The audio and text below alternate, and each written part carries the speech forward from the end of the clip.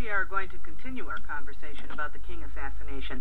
James Earl Ray died in 1998, and shortly after pleading guilty to Dr. King's assassination, he recanted and insisted throughout his life that others were involved. With the support of the King family, Ray sought a new trial. His attorney was William Pepper. The judge in that case in the late 1990s was Joe Brown. And they both join us now. Welcome to the show.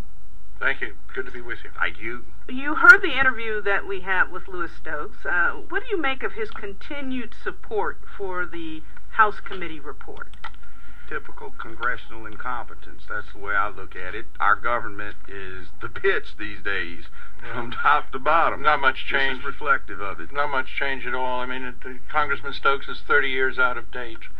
I think there was a time when we all hoped that that committee would come down with answers to some hard questions, and they never did, and that was the reason that a private investigation had to begin.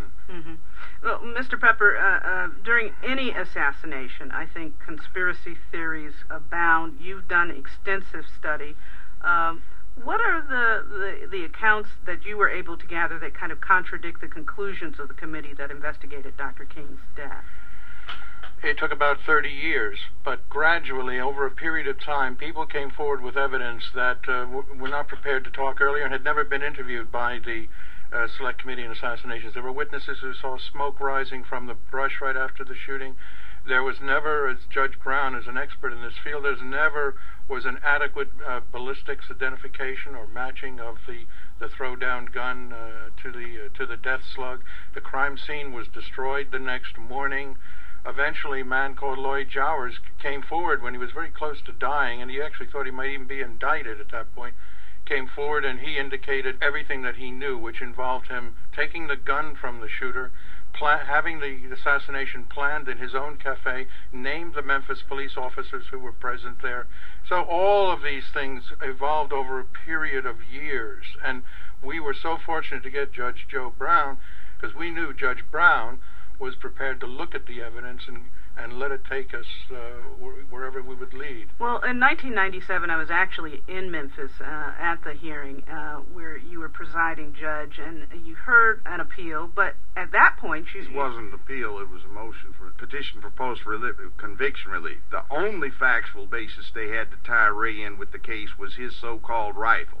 The bullet they pull out of Dr. King's body has a 1 11-inch rate of rifling twist, which is very odd for that time, 1968. There were about 82 barrels custom made that had that rate of rifling twist, and it certainly wasn't the one James Earl Ray was using. Mm-hmm. Now, I'm going to tell you what my investigation over the last 10 years has revealed. Dr. King was shot with an M21, which is a specially accurized edition of the M14 semi-automatic weapon that the military used. There was a two-man team that shot him from the firehouse tower. They had rehearsed this at some great length a few weeks prior to this. When Dr. King was shot, the FBI never conducted any ballistics test. The people that did this shot were professionals.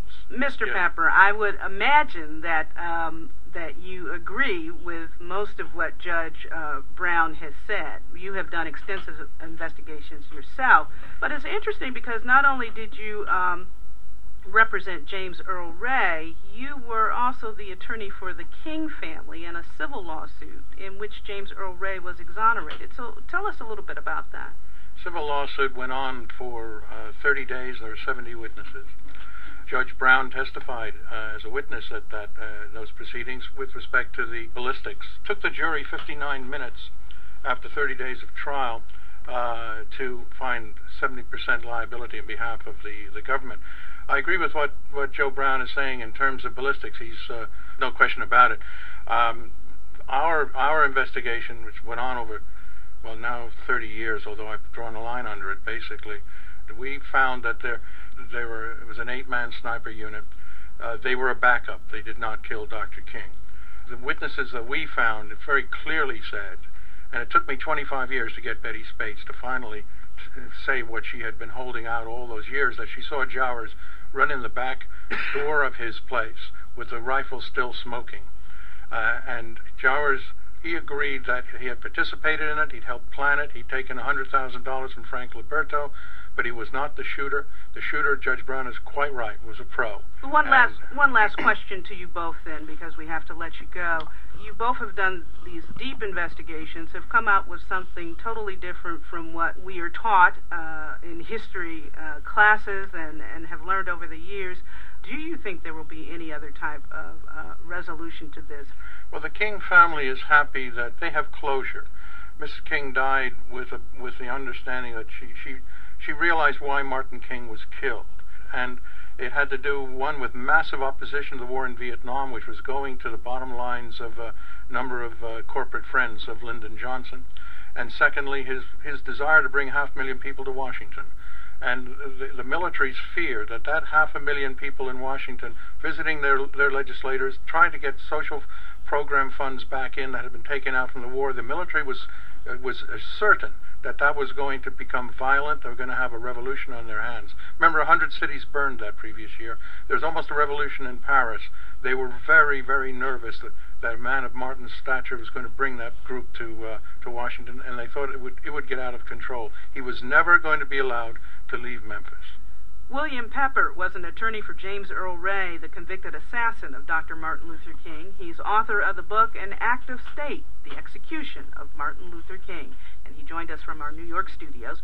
And Judge Joe Brown, who presided over James Earl Ray's last appeal, joined us from WKNO in Memphis. Thank you both for joining us. Thank you. Glad to be here.